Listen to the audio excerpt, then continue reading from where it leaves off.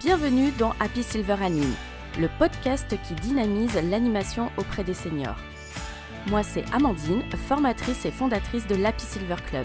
J'accompagne les animatrices et professionnels du grand âge à trouver l'inspiration, organiser des animations au top et se sentir reconnus dans leur métier. Ici, on parle idées d'activités, astuces pratiques et inspiration pour faire pétiller le quotidien des personnes âgées. Seul ou avec des invités, je te partage des astuces, des retours d'expérience et des bonnes pratiques testées sur le terrain. Alors installe-toi et laisse-toi inspirer.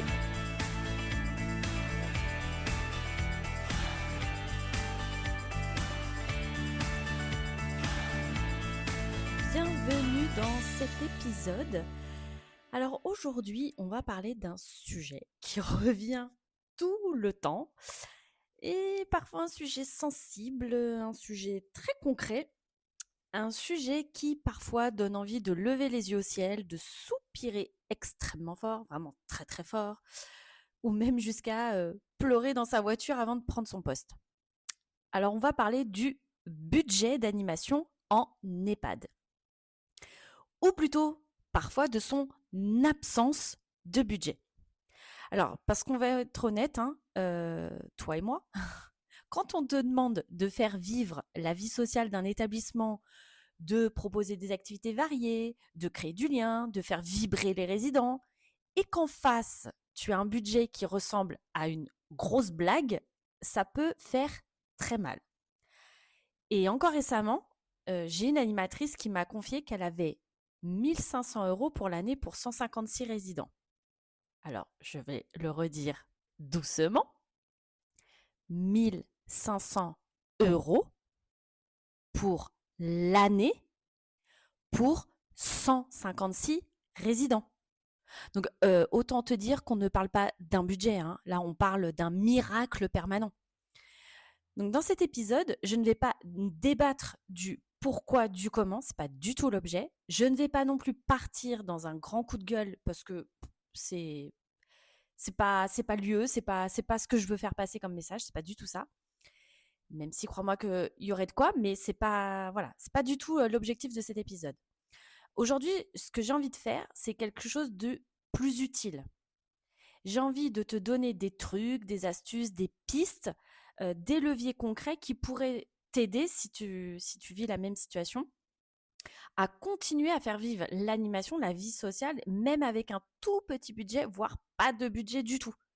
Parce que oui, ce n'est pas normal, mais oui aussi, tu peux quand même faire des choses magnifiques. Et je veux que tu repartes de cet épisode avec des idées, de l'élan et surtout cette sensation que tu as encore du pouvoir. Allez, on y va. Donc déjà, on respire. Ton manque de budget n'est pas un manque de valeur. Donc avant de donner des idées, j'ai besoin de poser quelque chose.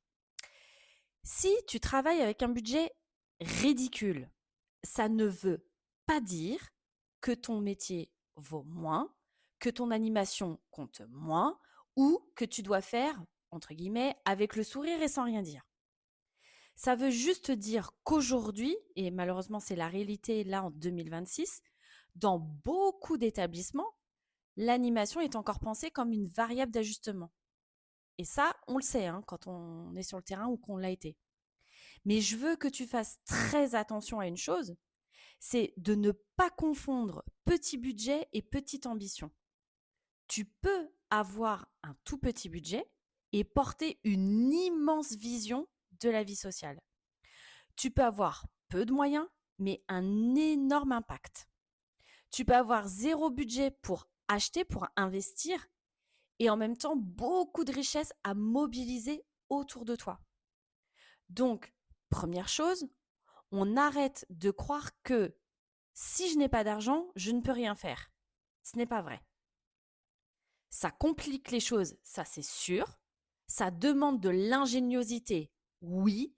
Ça fatigue parfois et ça peut épuiser, oui. Je minimise pas tout ça, j'en ai totalement conscience. Mais, peut-être mon côté très optimiste, ça n'annule pas en tout cas toute ta créativité.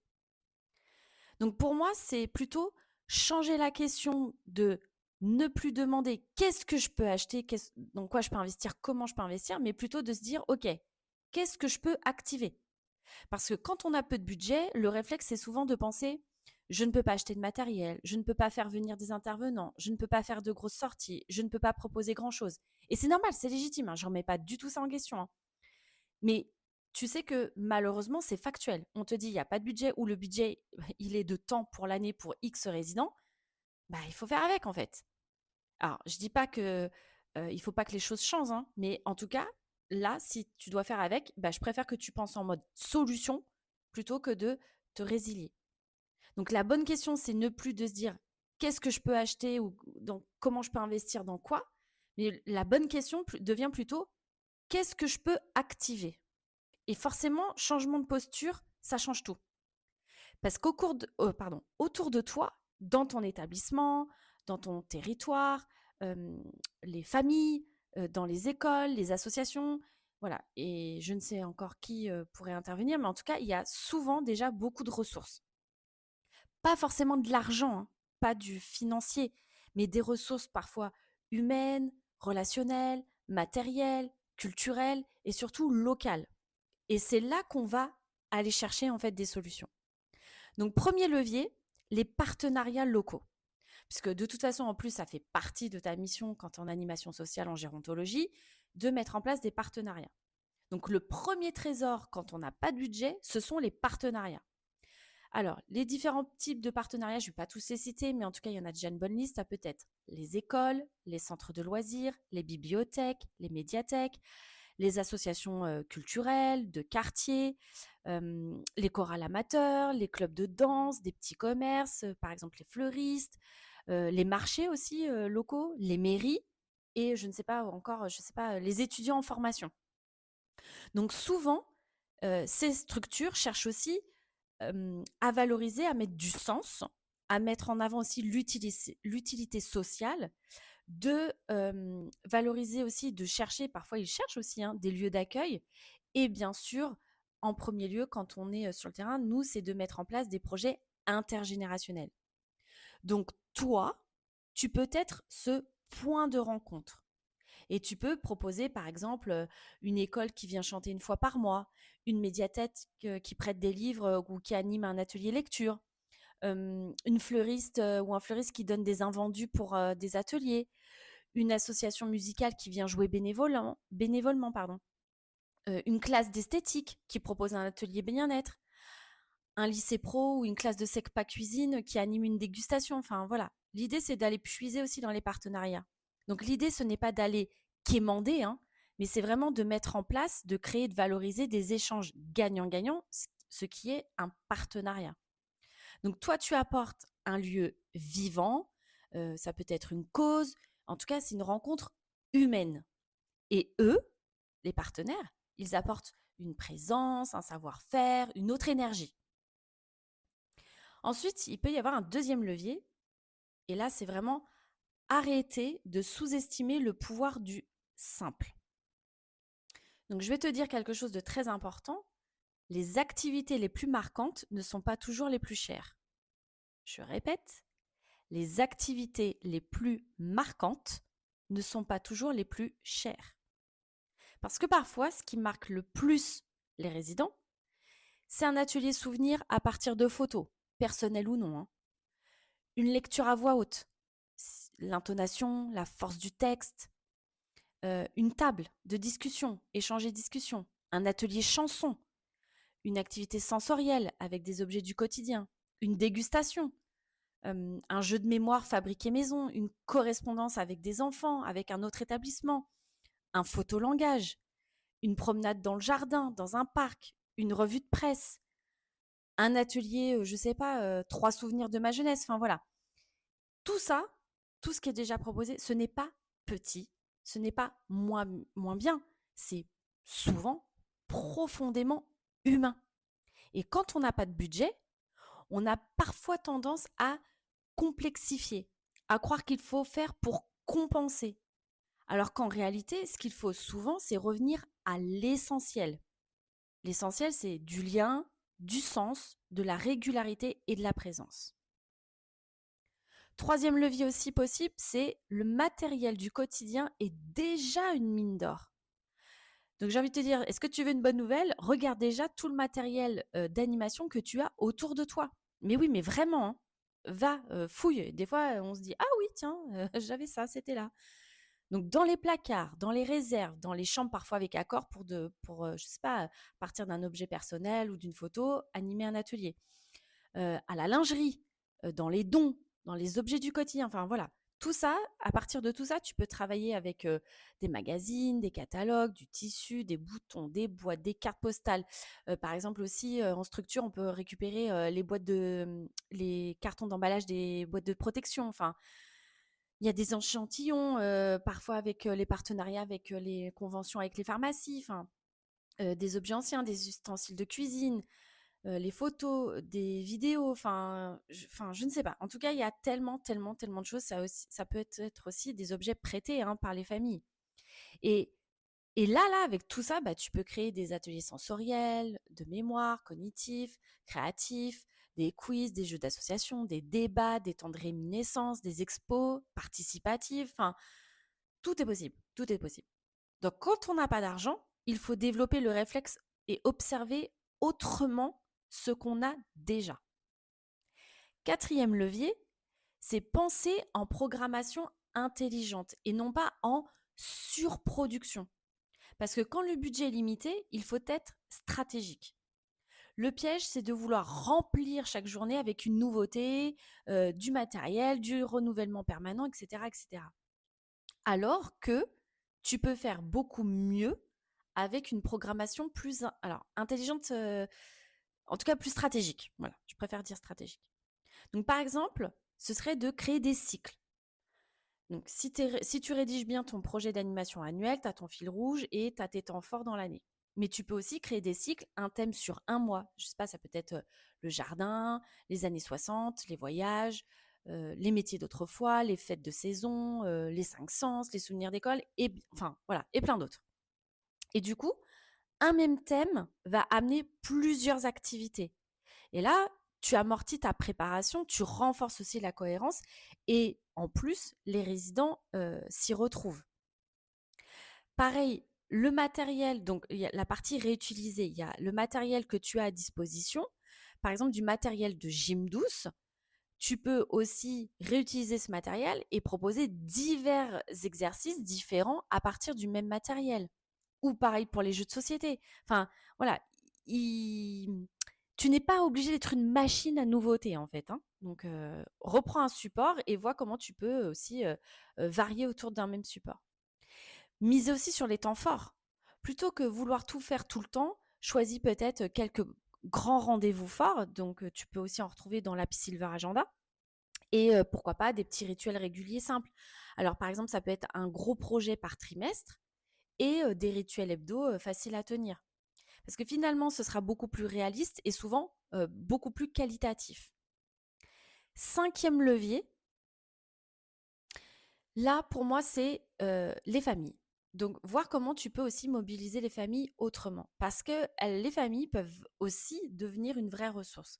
Alors, pas pour leur faire ton travail, hein, mais pour les impliquer autrement. Alors, tu connais les profils de famille, c'est pas le sujet, mais en tout cas, elles peuvent être vraiment une vraie ressource. Donc, tu peux leur demander, par exemple, des objets anciens pour une expo souvenir, des photos d'époque, des recettes familiales, des lettres, des cartes postales, avoir aussi les chansons favorites, parfois de dons de matériel. Alors voilà, il faut savoir aussi dire non, hein, on ne prend pas tout non plus, mais voilà.